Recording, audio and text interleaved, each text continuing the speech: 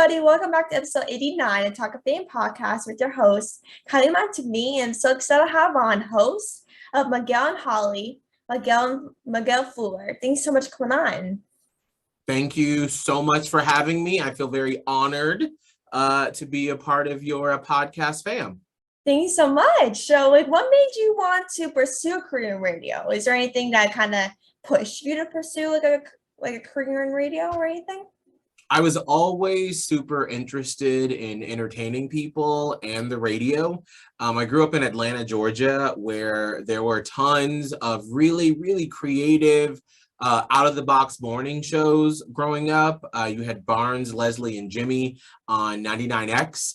You had The Burt Show that's still there on Q99.7. And so I grew up in a city full of great radio, and I loved the laughing, the relatability, the callers. I mean, it was just a vibe that would get you set for the day. And I always thought to myself, I wanted to be in entertainment. I thought I wanted to maybe be an actor. And then I realized when I got to college that I could not remember lines. So I figured probably the radio, my original love, would be best to be able to go that route because I always have something to say. I have a personality. And I really like the connection part of that part of our job is being able to relate and to share the platform with our listeners. And so I was really, really attracted to that. And so that's really what's fed my career in wanting to do it. Oh, that's amazing. Did you have any experience prior to college? Did you start early on in high school, middle school with the radio, or is this something that you just kind of started in college? Yeah, so actually, funny enough, my middle school had a radio station. It was like a 1 mile radius radio station where we just did like the lunch menu, activities, stuff like that. It was WCMS, and we recorded it, like once a week, I think. And then when I was in high school, we had a radio station that broadcast to just the cafeteria in the morning. It was WRHS, and it was, when I think back about it, and you probably don't even remember like a VHS tape, but we would have to record songs from the radio on a VHS tape and then put it in to play it in the speaker system. I don't remember how we did it, but that was sort of like those first two experiences were my first sort of foray into doing anything with radio. That's crazy. It's crazy to think years ago you used VHS tapes and now you just get off your phone. It's crazy how much time. Absolutely. The technology has been really cool to see how much it's evolved and how it's made things easier, but it hasn't, and when I say easier, I mean the amount of things that you're touching and doing in the studio, but it hasn't lessened the workload. It's actually added on more to it, but it's also going back to that connection to people. It's made that connection even stronger because of all the technology we have. Exactly. So you were the host of Miguel and Holly, which ended a couple months ago, right? Yeah, so we were doing Miguel and Holly in Tampa, Florida on Hot 101.5. We did that for 7 years, and we decided to make the jump to iHeartMedia and to Charlotte. And so that was a really hard decision to make, to leave that radio station, the company, the city. We loved those people. We loved the fans and the fam that we had built with that radio station. But that's sort of one of the things that you have to, what we've all learned after the pandemic, is you have to start to make decisions for yourself. And we were both ready for a change. We were ready for a new challenge, for something different. And this opportunity came up and we said, this is probably going to sound like the craziest thing to people in the industry, but it's what's going to fulfill us and make us feel good. So we made the jump. Yeah, what was change for you? Because obviously you guys were in Tampa, which is all the way down in the country, Florida and down there, and now you move all the way up to Charlotte. What was the change move for you? Because obviously you live in Florida for a couple of years and then you make the move all the way to North Carolina, Charlotte, North Carolina. It was, so we've been in Florida since 2008. So we were there for a long time, just in Yeah. different parts of it. So getting used to a whole new state.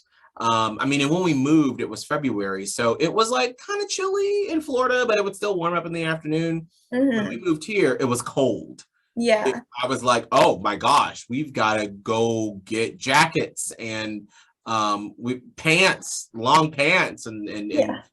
mittens and stuff. I mean, it's stuff that I haven't thought about in years. So it Mm-hmm. was definitely it took a minute to transition because also during that time of year, like all the trees are dead, the leaves have fallen off, and it's cold, and people really aren't going out and doing a lot of stuff.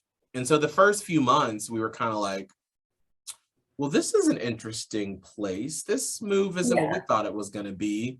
And then I think it was right around May is when the sun started to come out and people started going outside and the leaves started changing on the trees. Because we're both, Holly and I we feel people and things, and that influences our mood.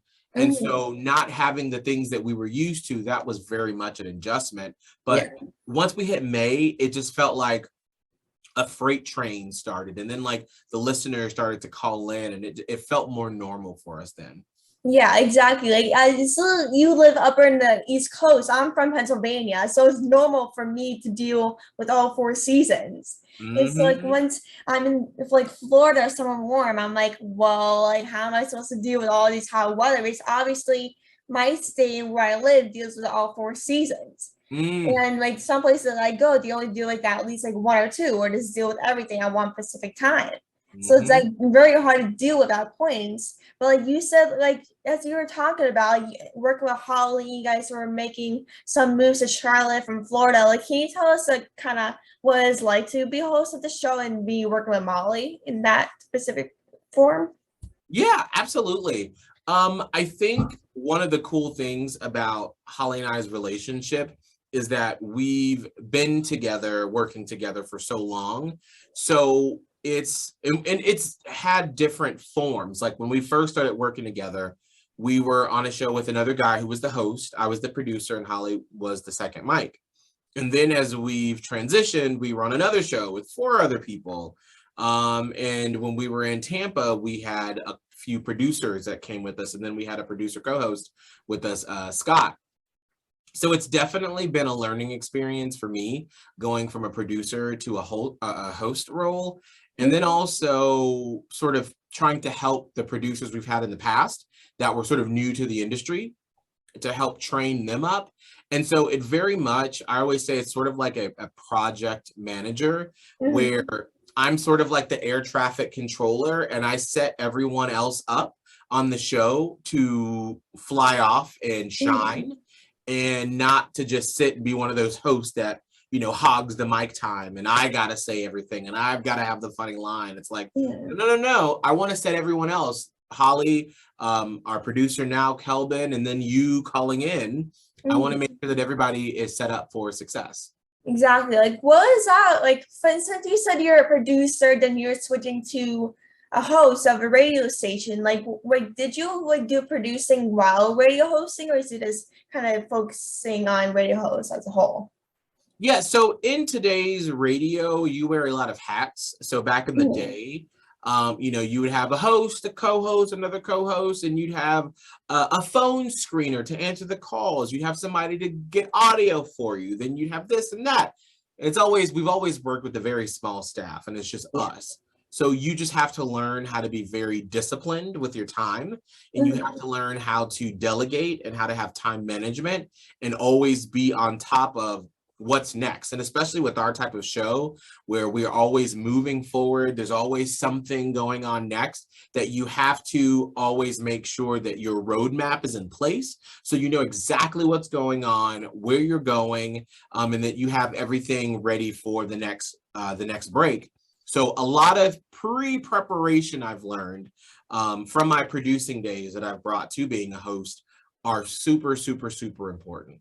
Yeah, exactly. Like, imagine like doing all of those things in one specific thing. Because for me, I do this all alone. I don't have any help. So imagine doing all the hosting, producing, editing and all those things by yourself in one specific time period.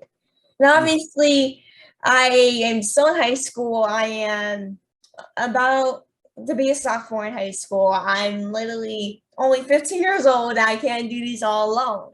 Like, how did you kind of process doing things, having a lot of things to do and kind of process doing one thing at a time, trying to go on to different things? Because for me, personally, it's hard for me to like adjust, like getting all of these things to do and not having any motivation.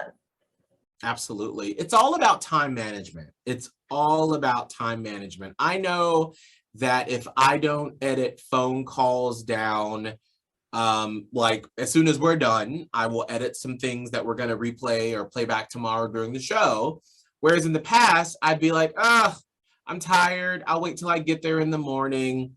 But then if I put it off, then when I get here in the morning, that's going to make me probably 10 or 15 minutes behind.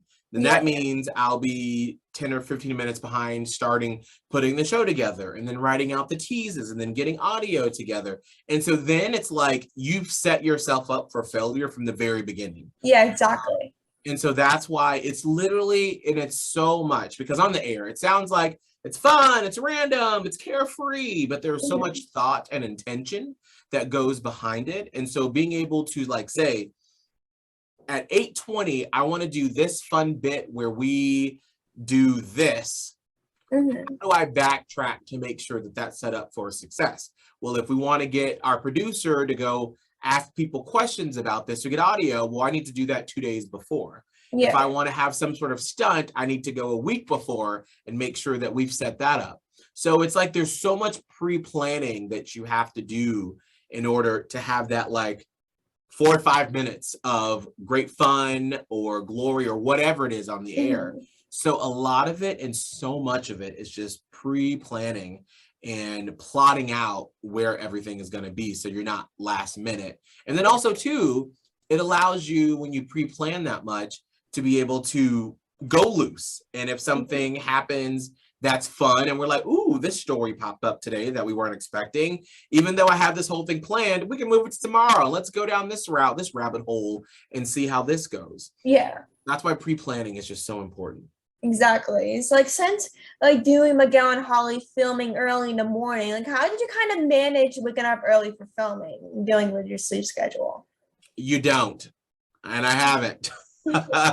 After doing it for so long, there is never a day where you leave the studio going, oh, I feel refreshed. I feel so great. Yeah.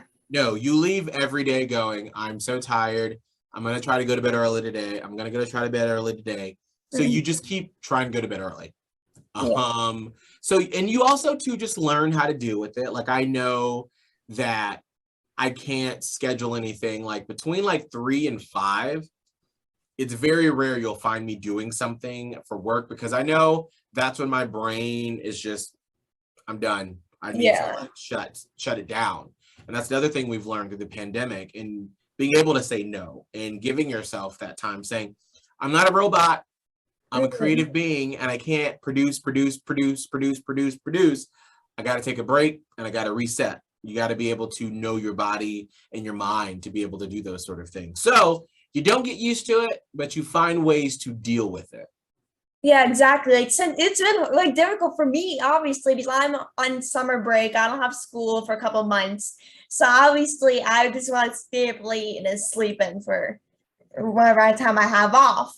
And so when I sleep in, I have an interview early next day. I'm like, I do not want to wake up early. Like, this is like, I dealt with 180 school days like over the last year. I need like sleep or something to deal with myself. And obviously when I wake up an interview, I'm like, oh, I hate this. Like, why do I have to wake up early? And like, even though I love it, it's just hard to deal with like waking up early and dealing with your sleep schedule. Because obviously I wake up at 2 o'clock in the afternoon in terms of sleeping. So how am I supposed to deal with all that stuff while doing interviews early in the day? Well, I think you have to put together what's important. So for me, knowing that I love entertaining, I love making people feel good.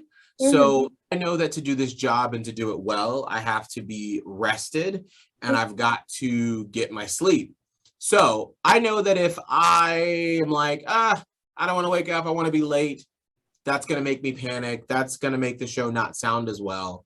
And you never know what people are going through that are listening. So someone may have lost a family member, or they may have lost their job. And the one shining moment that they have during the day to make them smile is listening to our show. Yeah. So I would rather know that I'm going to affect their life in a positive way and hopefully give them a couple of seconds, a moment. They may probably forget about it an hour later. Yeah. But they smiled that day. They laughed that day. So to me, the sacrifice of, I'm tired. I'm going to edit stuff tomorrow, but that's going to make me not be at my best. And that's not going to have us put the best product forward. And so that person's not going to have a great experience. And that's what they're tuning in for. Like when you go to your favorite restaurant, they serve burgers, that every time you want a great burger. And if you go and you have somebody that had a bad day and they don't make that burger the way you want it, well, then you're kind of disappointed. And to me, that's how I look at our show is I want to make sure that every time you listen to us, you listen to our podcast, you're getting exactly what you came in for. Exactly. I totally agree on that. It's like, obviously, that's seriously what we do in terms of like what we do, because like obviously we do this because we're passionate about it, but the most important thing is to make people happy and enjoy themselves. So you don't know, like you said, you don't know what they're going through. You might be going through something, like you might have lost a loved one or something, like you said. And like since the quarantine, we kind of like lost like ourselves a little bit, since we're always home. We couldn't leave the house, we couldn't see family, we couldn't live our lives like we did before quarantine happened. And so obviously we didn't know like what was going to happen and what we were supposed to do. So obviously during the pandemic, it really shows that you should bring some light in what you do and bring more entertainment for people to do. Because like you may never know, you might bring some joy in people's lives, like we said. Absolutely. People are fighting so many demons. They're fighting so many bad things in their lives. And my life is pretty good. Like we all have stuff that we deal with, but at the end of the day, like I signed up to entertain. And I've always said that the moment that I am stepping into this room, and that's any broadcast facility, or your room, like you are my room, if I'm wherever I'm opening up a microphone and talking, if I know that I'm not able to give joy, then I need to do something else for a living. Yeah, exactly. Because or else like I'm not doing my job if I'm not making people happy. That's absolutely. Absolutely. It's a huge responsibility, and it is a lot. It's a lot to shoulder to be the person that is there to provide daily feelings. But it's what we signed up for. Exactly. So like since you do shows and probably a bunch of times and everything, like what is the process like for you to get ready for a show day? Like you kind of mentioned earlier. Yeah. So when I get here in the morning, I have all of my audio edited from the day before for that day's show. And then I start the process of putting together all the puzzle pieces of the show. Like we have the benchmarks, things that we do daily or weekly that we do. And then from there, you sort of take what stories has Holly told or that I have, or what's in pop culture. Did anything happen overnight? And then you start to put the pieces together for the show. And then I start writing out teases for the show for segments that are coming up. And then I start to say, what are some social media elements for this? If we're talking about XYZ, is there anything social media wise that can go with that to sort of enhance the experience of the segment? And so then I sort of start to get all of that together.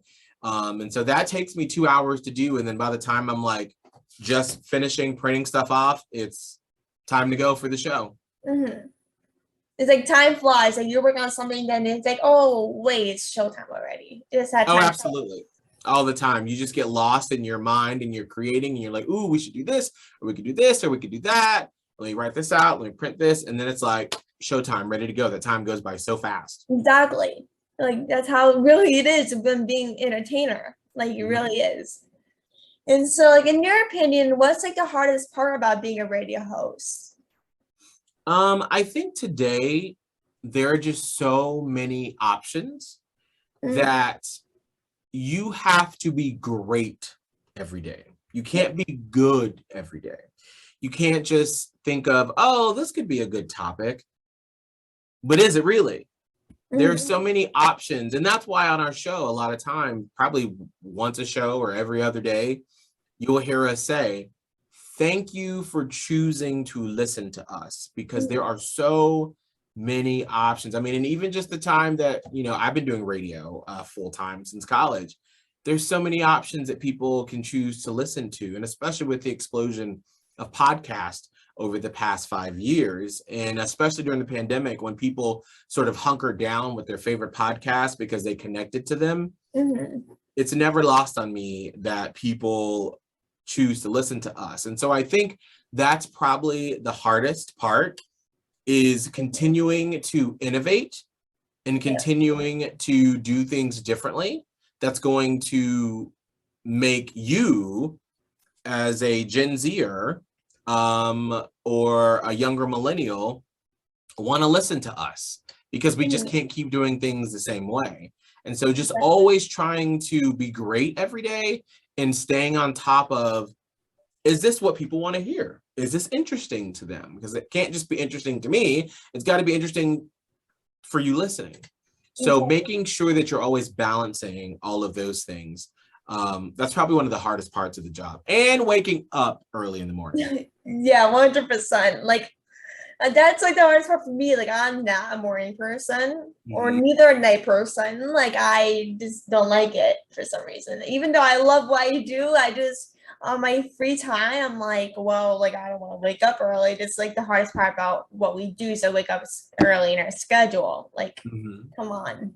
It's true. It is a difficult thing.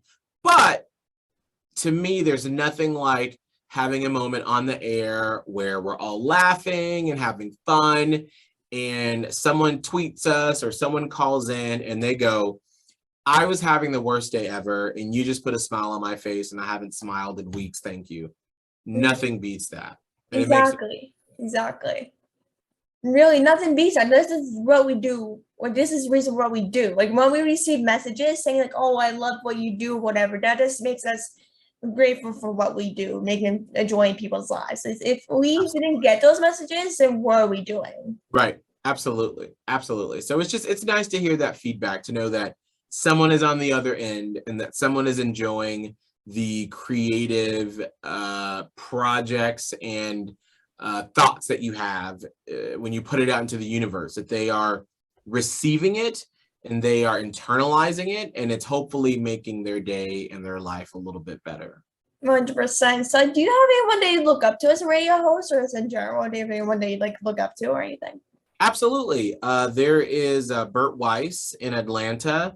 The morning show I grew up listening to. I still listen to his show. I'm still a fan, even though he's super nice, and you know, he would probably be like, oh yeah, that's my colleague, you know, in the industry, but I'm still like, oh hey Bert, I still look up to him. Also, Eric Rao, who is the producer of the Rule and Ryan show in Houston. He's been a very great guide and mentor for me through the years. And then of course, Elvis Duran in New York. You know, everyone loves him, and he's done such a great job for the top 40 world. And then there's just other people throughout the years that have just been so supportive, like Angela Pirelli. She is a talent/life coach who's always been amazing for me. And Randy Lane, just some people from the radio world that have just been so supportive and friendly and helpful throughout the years. Yeah, exactly. And so it's I feel like when you've been doing this for a couple of years, do you have anyone that you met like in the industry or as a radio host that you're like, oh my God, like this can't be happening right now, like I'm so like starstruck or something?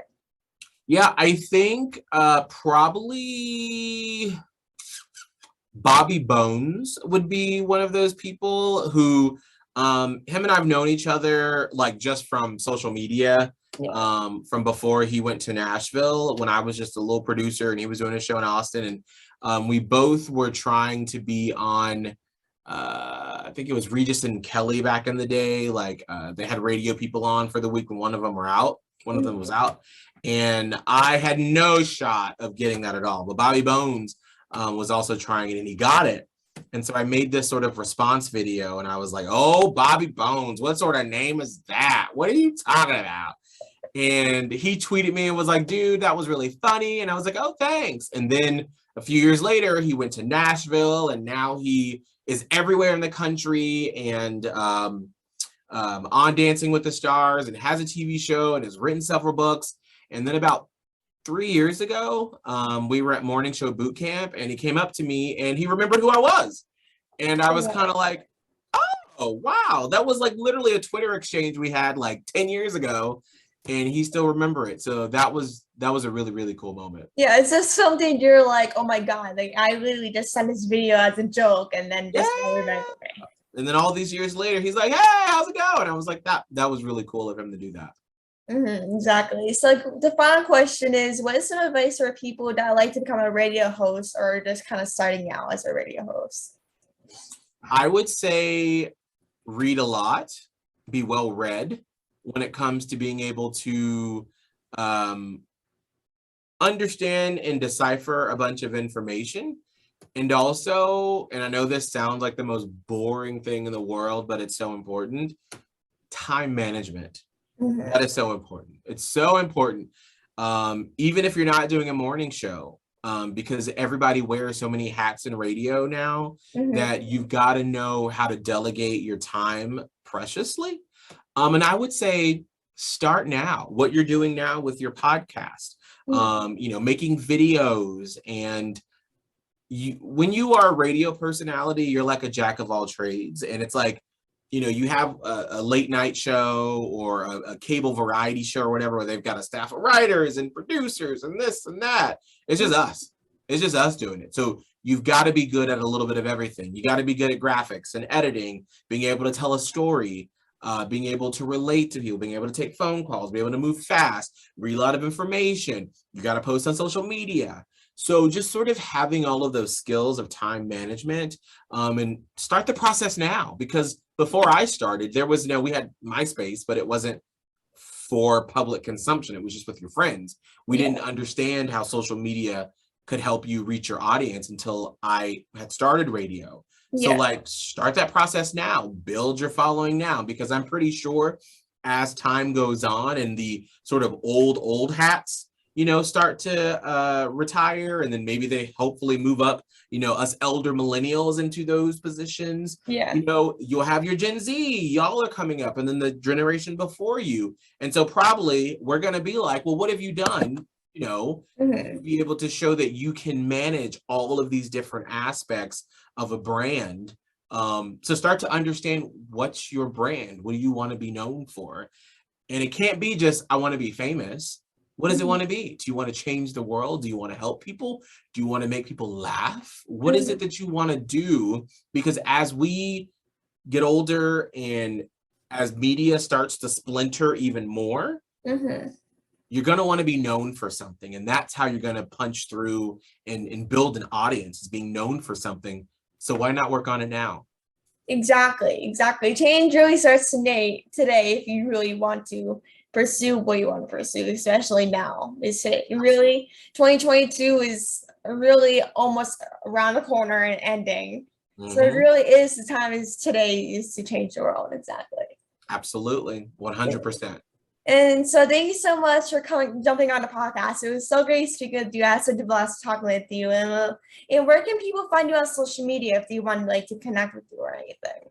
Yeah, at Miguel Fuller on Insta, on TikTok, and then there's Miguel and Holly, our show page on Instagram and Twitter as well. And if you still use Facebook, which you probably don't, Facebook.com/Radio Miguel for us old hats who still like that sort of thing. Yeah, exactly. So thank you so much for coming on again, and we'll definitely speak soon for sure. Thank you so much. Thank you. Absolutely. Talk to you soon. Bye-bye.